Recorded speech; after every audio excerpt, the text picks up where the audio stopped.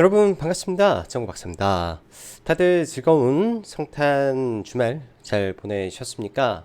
일단 뭐 시장이 많이 침체되고 어려운 가운데 속에서도 성탄절은 다들 행복하게 그리고 불우한 이웃과 함께 정을 나누는 그런 시간들을 보내셨으면 하는 마음이고요.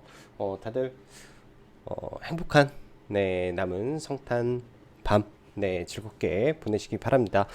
참 올 12월 증시 상황은 정말로 녹록지만 않은 흐름이 지속되고 있는데요. 간밤비 증시 반등은 하긴 하였지만 그 힘이 그렇게 썩 강하다라고 할 수는 없을 정도의 반등인지라 즉 그 전날 목요일날 나스닥 같은 경우에는 마이너스 3.7%까지 빠졌다가 2% 후반대에 마감을 했고 전일은 단순하게 0.5% 정도, 약간의 반등 정도 흐름에서 마감이 됐기 때문에 여전히 미국 시장도 하방 압력이 진행 중에 있다라고 생각을 합니다.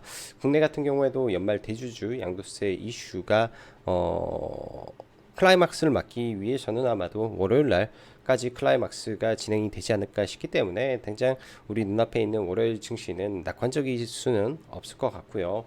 그러다 보니 금요일 날 시장이 좀 크게 많이 밀리면서 마감을 했던 것 같습니다. 뭐 시장으로 보면 그리고 경제 상황으로 본다면 지금 현재 시장 상황 자체적으로 보면 금리 인상 이슈보다는 경기 침체에 대한 우려, 두려움이 이제 본격적으로 시장에 반영이 되는 시점인데요. 1월 달에도 이런 부분이 아직 해결될 기미는 사실 보이지는 않습니다. 주식시장이라는 게 보통 그런 부분을 선반영해서 움직이는 이 장이다 보니까 어느 시점에서 그 선반영이 끝이 날지 그게 그 누구도 예측하기는 어려운 것 같아요. 시장의 흐름을 보면서 유기적으로 대응을 해야 되지 않을까라는 생각이 들고요. 여전히 보수적 관점에서 일단 뭐 단기적인 배당락 전략 뿐만 아니라 시장 해지나 이런 종목군들 좀 괜찮은 종목군들 산업의 변화 속에서 그래도 성장을 이어갈 수 있는 종목군들로 계속 투자 아이디어를 확장시켜 가며 올해를 마무리해야 될 것 같습니다. 말을 하다 보니까 뭐 두서없이 또 이야기를 했던 것 같네요. 일단 뭐 여기까지 이야기하고 바로 진행해 보도록 하죠. 연말 대주주 양도세 이슈와 미증시 저점 테스트 구간이며 연말까지 최대한 보수적 관점에 배당락 전략으로 시장을 대응하는 전략이 필요할 것이다. 그 외 리오프닝 관점에서 볼 종목군들은 일부 관심을 봐도 되지 않을까 생각이 드네요. 자, 먼저 금요일날 국내 증시 상황을 좀 보면은 뭐 전반적으로 아시아 증시도 그렇게 썩 좋은 상황이 아닌 가운데 특히 코스닥이 많이 밀렸죠. 2차 전지 섹터가 낙폭을 크게 키운 가운데 코스닥 155쪽이 3.79%가 빠졌기 때문에 이 대주주 양도세 10억 유예가 국내 증시에는 말 그대로 직격탄을 쏘아 올렸다라고 볼 수 있을 것 같습니다. 그로 인해서 굉장히 큰 폭의 좀 하락이 나왔는데요.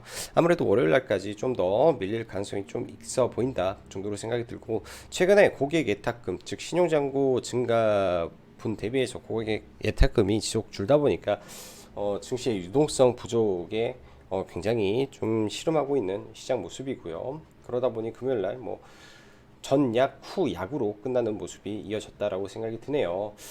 해외 증시 관련해서는 금요일 PCE 물가 지표가 발표됐는데 이 어느 정도 좀 예상치보다는 낮게 나왔으나 이 현재의 하락 추세를 바꿀 수 있는 정도의 이 파격적인 변화가 없다 보니까 지속적으로 지수는 큰 반등은 못한 흐름에서 마무리가 됐고요. S&P 500 기준에서는 에너지 섹터를 제외한 거의 대부분의 종목군들이 뭐 강보합 수준에서 마무리됐다 정도이지 특별한 시향적인 변화는 찾아볼래야 찾아볼 수가 없는 것 같습니다. 즉 글로벌 증시가 전반적으로 지금 소강 상태 속에 저점 테스트를 하는 구간이기 때문에 이러한 구간에서는 적극적인 대응보다는 최대한 관망하시면서 시장의 바닥을 확인하고 봐야 될 구간이다 라고 생각이 드네요. 이번 연말에 산타 랠리는 일각에서는 사탄의 랠리라고 불리우며 시장의 침체에서 벗어나지를 못하는 모습이 12월 내내 이어지고 있습니다. 쉽지 않은 시황 속 불과 3일 남겨놓고 맞이하게 된 대주주 양도세 이슈가 기존 10억 기준 유예와 맞물리면서 지난 금요일 코스닥이 큰 폭으로 밀리면서 마감을 하였죠. 금요일 미증시의 경우 PC 물가지표 발표는 뭐 그냥 쏘쏘 정도로 시장에 큰 영향을 미칠 만큼의 호재로 제공하기는 힘든 가운데 테슬라의 지속 하락 속 에너지 정도만 의미 있는 상승이었고 나머지는 전부 낙폭에 따른 반발 매수 정도의 반등의 흐름이 나왔기 때문에 사실 미증시에 큰 의미를 두기는 아주 힘든 상황이죠. 그것보다도 더 중요한 미 나스닥의 저점 테스트를 올 연말에 잘 이겨내고 추세를 지켜줄 것인지 아니면 이게 1월까지 연장이 되어 실적 쇼크를 어떻게 방어를 해줄지가 다시금 시험대에 들어간 시점이기 때문에 여전히 시장 흐름이 녹록치만은 않을 전망입니다. 당장 다음 주는 한 해가 마무리되는 시점에 배당락일이 겹쳐있는 시점이고 통상 연말에는 거래대금이 급감하기 때문에 더욱더 유동성이 시가 마를 부분인 것 같아요. 이러한 시장에서는 단기 트레이딩을 서둘러서 진행할 경우 반등한 척하다 혹은 급등 이후 눌림없이 끝까지 밀리는 경우가 부지기수기 때문에 각별히 조심해서 시장을 바라봐야 된다고 지속적으로 언급을 드립니다. 일단 수급 이벤트가 끝나는 시점에서 시장을 또 원점에서 분석할 필요가 있어 보이는데요. 여기에는 이제 뭐 적지 않았지만은 1월달에 있을 이 둔촌주공, 이 청약 이런 부분들 그리고 1월달에 만기 도래되는 부동산 PF 관련된 채권이 어떻게 흘러가는지가 아마 1월달에 이제 가장 뭐 시장의 리스크라고 따지면은 그런 리스크 혹은 미국의 이제 4분기 실적 발표 어닝 시즌이죠. 어닝 시즌에서 지금 미 증시가 두드러 맞고 있는 이유가 그러한 어닝을 선제적으로 악재를 소화하고 빠지는 건지 이 부분이 확인이 돼야 증시가 또 반등하는 부분이 나오지 않을까 생각이 듭니다. 또 내년에는 아마 4분기의 실적에 따른 이 어닝 그 다음에 실적에 따른 뭐 퍼라든지 기업들의 펀더멘털 수치를 재조정을 하기 때문에 그런 부분에서 나오는 가이던스가 2023년에 새롭게 데이터가 만들어질 것으로 보여지네요. 그런 부분이 일단 우리가 확인해야 될 1월달 그리고 내년 초에 봐야 될 지표들이지 않나 생각이 듭니다. 지금 시장은 지수는 아주 개차반인데 기관 수급에 의한 종목군들은 상대적으로 아웃퍼폼을 하고 있죠. 이건 통상적인 연말 배당 전략에 기반된 기관 전략인데요. 매 반복되는 패턴은 연말 매수, 연초중 매도입니다. 이때 살아날 수 있는 쪽은 외국인이 매수를 받쳐줄 때만 가능했다라는 점이 특징이기 때문에 연말까지 내 보유 종목이 기관 수급주다 하면 좀 더 보고 정리했다가 확인 후 다시 보는 전략이 필요해 보이네요. 또한 27일까지 주식을 매도해야 되기 때문에 이제 단 2일 매도할 기회가 있다는 점에서 26일 월요일이 피크가 될 것으로 보여집니다. 저도 이 부분에서 전략은 제 나름대로 종목 그 다음에 섹터 매수해야 될 방식 그 다음에 매도 전략까지 일단은 주말 사이에 전부 다 세워놓은 상태에서 일단은 시장을 바라볼 생각인데요. 그렇죠. 네, 누구나 내일 시장이 안 좋을 것이고 나머지 잔여 물량들이 시장에 출해될 것이다 라고 예상을 하고 있습니다. 그러한 예상을 뒤엎어버리는 네, 수급적 이벤트가 뭐 외국인이라든지 기관의 수급에 들어오면서 또 움직일 수 있기 때문에 그런 전까지 일단은 우리가 확인을 해야 돼서 좀 까다로운 부분도 있는 것 같네요. 그런 점도 체크를 같이 하시면서 일단 배당 전략은 뭐 욕심 내지 않으시고 네, 봐야 될 것 같고 27일 날 올라와서 매도를 쳐야 될 부분은 당연히 배당락일래 배당을 많이 주는 섹터는 내가 배당을 받고 이 회사가 배당을 주고 난 이후에도 지속적으로 상승할 가능성이 있다면 홀딩할 수 있겠지만은 그게 아니다 라고 하면 일단은 매도하고 보는 게 좋은 것 같고요. 반대로 27일 날 배당 그러니까 28일 날 배당락일 뭐 배당을 많이 주지도 않은데 그간 대주주 요건 때문에 많이 밀렸다 하면 27일 날 종가에 들어가 보는 거죠. 그래서 캡에 그리고 그 이후에 파는 전략을 생각해 볼 수도 있습니다. 또 반대로 배당을 많이 줍는 종목이 당연히 27일까지 올라갔다가 배당락에 의해서 떨어졌는데 상승 모멘텀이 있다. 그러면 28일날 다시 들어가는 전략으로 이렇게 전략적인 부분에서 수정을 하면서 볼 수도 있는 거라고 저는 생각이 듭니다. 시장이 아주 어렵습니다. 개인적으로 어렵게 느껴지면 또 조심 그리고 신중하게 여기에 신중을 더해서 하고 있는데요. 그 말은 진짜 조심해서 나쁠 게 없다라는 것이죠. 그러나 반대로 그만큼 난이도가 높기 때문에 버티지 못해 퇴출도 급격하게 많다고 생각도 듭니다. 아주 어두운 시점인데 이게 이제 아까 말씀드린 뭐 1월달에 있을 부동산 PF라든지 4분기 미국의 어닝 시즌에 맞춰서 기업 실적 쇼크에 의한 한 차례 더 급락이고 추세 전환을 해버릴지 이런 부분을 잘 생각을 하면서 접근을 해야 될 것 같습니다. 주말 사이 뭐 특별한 이슈 내용들이 좀 많이 없어서 여기에다가 뭐 뉴스로 넣은 거는 없는 것 같아요. 일단 뭐 중국 이슈 그냥 말로 이렇게 진행을 하자면 중국 이슈가 그렇죠. 지금 코로나 확진자가 뭐 일각에서 3,700만 명이 터졌다. 뭐 저장성은 100만 명이다 말이 나오는데 이 공식적인 통계를 멈췄다라고 합니다. 그리고 일본과 등등의 사재기가 풍기 현상을 만들고 있고요. 주말에 중국인 친구들 좀 만났었는데 한국에서 쿠팡에서 마스크를 그 친구들만 하더라도 인당 막 150만 원, 200만 원씩 삭스를 해서 가는 모습이 제 눈에도 포착이 되었습니다. 말 그대로 월요일날 시장이 안 좋으면 이 코로나 관련된 종목군들이 장 초반에는 단기적으로 좀 움직일 수가 있겠죠. 그 이후에 또 움직일 수 있는 게 중국의 이 전면 개방 이슈에 의한 부분에서 항공 섹터가 이제 국내선보다 국제선이 더 늘었다라는 이슈 이 말 자체로만으로도 항공주에서는 이번에 낙폭이 크지 않을 가능성이 있다라고 생각이 드네요. 그래서 항공주 쪽은 매수 관점에서 보시는 게 맞을 것 같고요. 미용기기 관점에서도 실적적인 측면에서 전부 다 지속 성장을 하고 있는 종목군들입니다. 이게 중국의 개방과 함께 리오프닝과 함께 움직이고 있기 때문에 지금 현재 시점에서는 가장 메리트 있는 섹터이지 않나 정도 생각이 들고요. M&A 섹터는 지난주에도 언급은 드렸죠. 다음 주에 이제 나올 게 이제 다올 인베스트먼트 우리금융투자 관련된 이슈가 나올 것이고 STX 중공업도 현대중공업이 참여하는 이슈가 나올 걸로 예상이 됩니다. 일단 다올은 빠졌고 STX 중공업은 좀 올라가 있는 상황이기 때문에 눌림목 정도에서 관점을 봐야 될 것 같아요. 시간에 올랐기 때문에. 그렇게 봐야 될 것 같고 뭐 사마알미늄은 LG에너지 솔루션 미국의 일본의 토요타 등 각 기업들의 3자 배정 투자를 받아서 내년 정도 이게 정식적으로 계약이 진행이 될 텐데 3조 4천억 가량의 초대량 계약을 눈앞에 두고 있다. 이러한 이슈로 금요일날 강세를 보였던 종목입니다.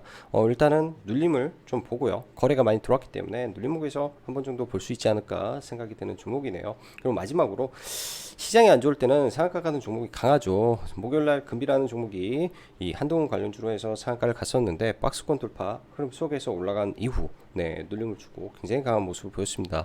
시간에서 좀 강세인데요. 일단은 연속으로 3일 이상 올라가고 또 정치 테마 이슈다 보니까 뭐 추가적으로 보기는 어렵지만 신스테라는 종목이 일단 스펙 합병으로 상한가를 갔죠.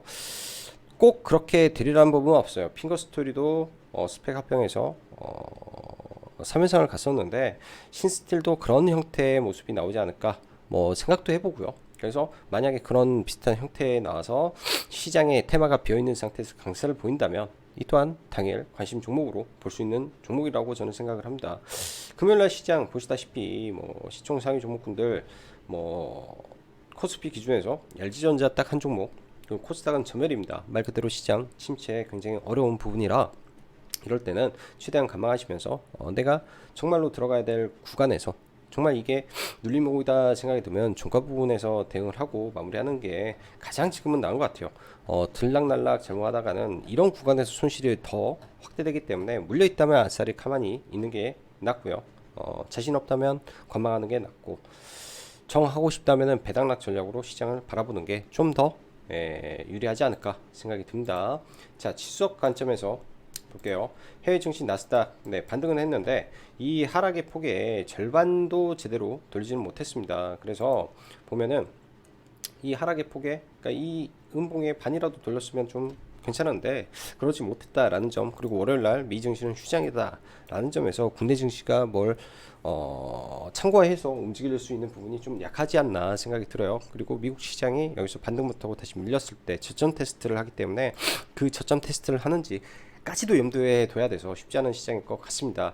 일단 테슬라의 하락에 국내 시장에서 2차 전지 섹터는 조금 지속적으로 어려울 것 같은데요.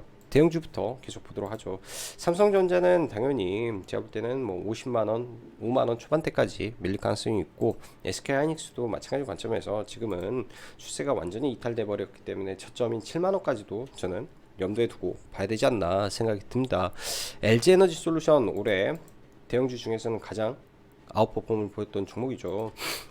일단 많이 밀려와서 이때 추세 하단까지는 내려오지 않을까라는 생각을 하는데요. 이 구간에서 엠벨을 찍는다면야 한번 볼지 고민 정도 해볼게요. 그게 이제 연말 배당락 전에 들어간다든지 그런 전략을 전 한번 생각을 해볼까 생각을 하고 있고요.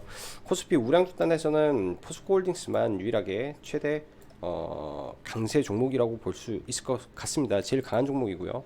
아마 포스코홀딩스는 이러한 구간을 버텨낸다면 뚫을 수도 있기 때문에 계속 지속 관찰을 할 필요가 있는 것 같습니다. 그 외 어떠한 대형주도 지금은 관심이 없고요. 왜냐하면 뭐 지금 올라가고 있는 수급주라는 게 한국전력이라든지 한국가스공사라든지 코스닥 우량주든 CJ ENM이라든지 이런 종목군들이기 때문에 지금 마땅히 대형주에서는 우리가 볼만한 종목은 많이 없겠다 정도 생각이 드네요. 자, 항공주 볼게요. 아시아나항공 매수 관점에서 보고 늘매 매수 관점으로 좀 볼 생각이고요. 진에어라든지 다 좋은데요. 많이 밀리면 볼게요. 많이 밀리면 진에어, 제주항공은 많이 올라와서 좀 부담이 되는 부분도 있고요. 이렇게 보고 지난 금요일 화장품 섹터는 이제 단기적인 재료 소멸에 의해서 좀 빠졌다라고 보여지고, 일단 단기적으로 화장품 쪽보다는 의료 미용 기기 쪽을 조금 관심을 가져볼까 생각을 합니다. 아무래도 실적적인 부분에서 펀더멘털에 좀 더 강한 부분도 있어서 이번 대주주 양도세 이슈로 실적 모멘텀이 괜찮은 종목이 많이 밀린다라고 하면 원택 같은 종목도 좋은 종목이 될 것 같고, 하이로닉도 지금 성유리가 성유리가 광고하는 이 피부 의료 기기 관련된 종목인데요. 일단 월요일날 이 박스권을 돌파하는 흐름이 나와버릴 수도 있어서 최근 시장 어려운 가운데서도 굉장히 조금 강한 모습인 것 같습니다. 이 자리를 뚫고 올라간다면은 아마 저는 한번 돌파 관점에서 월요일날 하이로닉을 봐볼 계획을 좀 가지고 있고요. 휴젤이라든지 종목군들 많이 내려온다면, 그리고 오스템, 임플란트도 마찬가지로 지금은 아마 대주주 양도세 이슈가 겹치면서 급락을 맞았죠. 개인들 대량 매도가 나왔습니다. 100억이 나왔고요. 아마 며칠 더 매도를 한다면 이런 구간에서 적절하게 들어가면 될 거라고 생각이 들어요. 배당을 많이 주는 종목이 아니기 때문에 배당락이 크지 않고, 오히려 그 이후에 경영권 분쟁에 대한 기대감이 종목을 다시 떠받들고 올라갈 수 있겠다 정도 생각이 듭니다. 자, 금요일날 보면 미래나노텍 이슈에 의해서 가격이 좀 올라왔죠. 일단 굉장히 높은 구간에서 이게 음봉 매집일지 아닐지는 우리는 확인해 봐야 됩니다. 월요일날 개파락 이후에 강하게 수급이 들어와서 올라갈지, 아니면 개파락하고 하루 쉬었다가 그 다음날 올라갈지, 일단은 며칠 정도 관심은 두고 볼 예정이고요. 그 밖에 이제 신스틸이 상가에 갔는데 핑거스토리 비슷하게 움직일지 어떨지, 그거는 장 초반에 어제의 거래 대금을,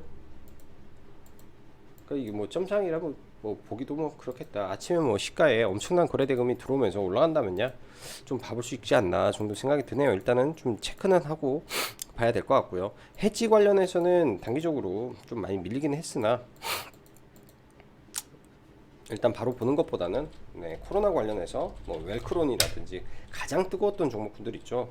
웰크론 마스크 관련해서 조금 더 내려와서 21선 언저리에서 실적 반등하는 흐름이 나올지, 아니면 시가부터 바로 갭이 좀 뜰지, 이런 점 체크도 해봐야 될 것 같고요.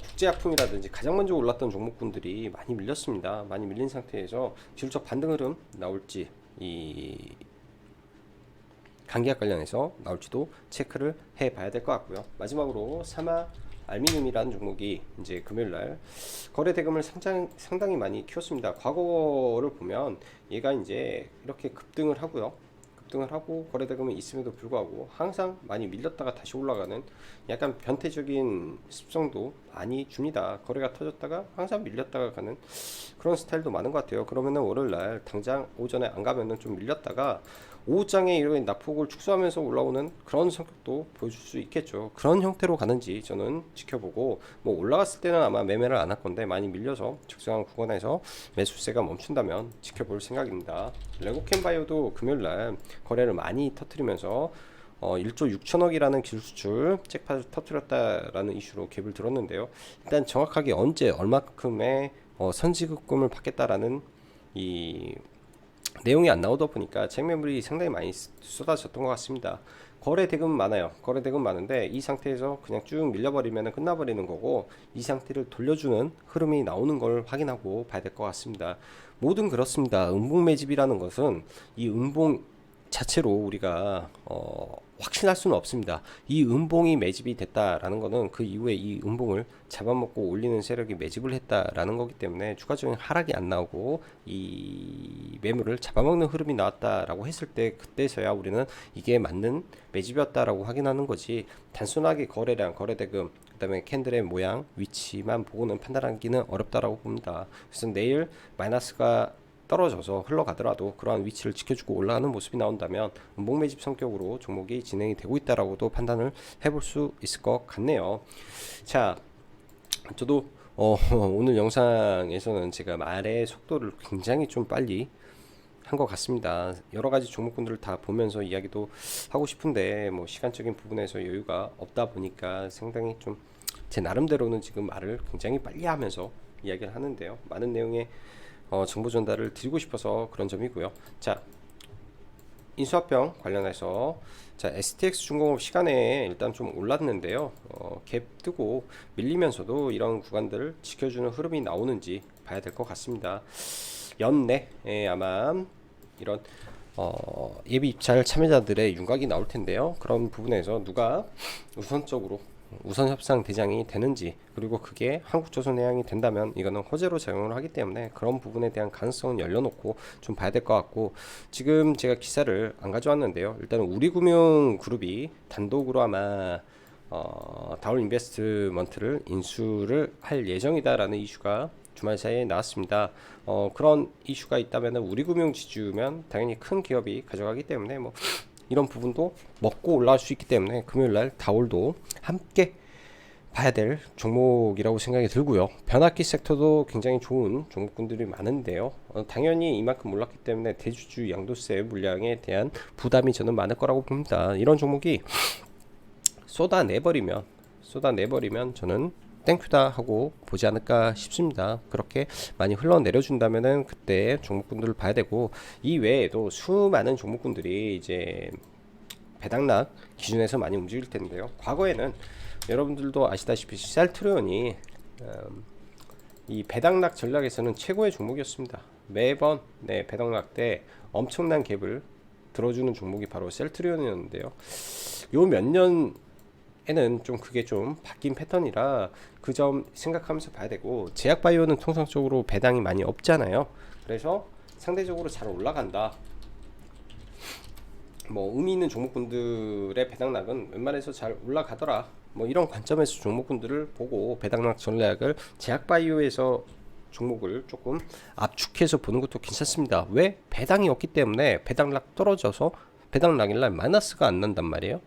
그리고 그런 종목을 오히려 배당락이 없기 때문에 올라가는 경우도 많이 있습니다. 그래서 제약바이오 쪽은 배당락 전략에서는 빠져서는 안 될 섹터라고 생각이 들고, 반대로 또 이 배당락 이슈 때문에 좋은 종목군들이 밀리겠죠. 그게 이제 2차 전지가 될 수도 있습니다. 그러면은 당장 월요일 날은 테슬라의 이 상하이 공장 가동 중단에 따른 이 이슈가 당장의 수급에 영향을 줄 수가 있기 때문에 뭐 2차 전지 종목군들이 쭉 밀리는 흐름이 연속될 수도 있는데, 그게 이제 그날만 작용을 하고 27일 날 다시 바닥부터 올라오는 흐름이 이어진다면 2차 전지를 그때 봐도 되는 전략이지 않나 생각이 듭니다. 자, 매우 어려운 시장입니다.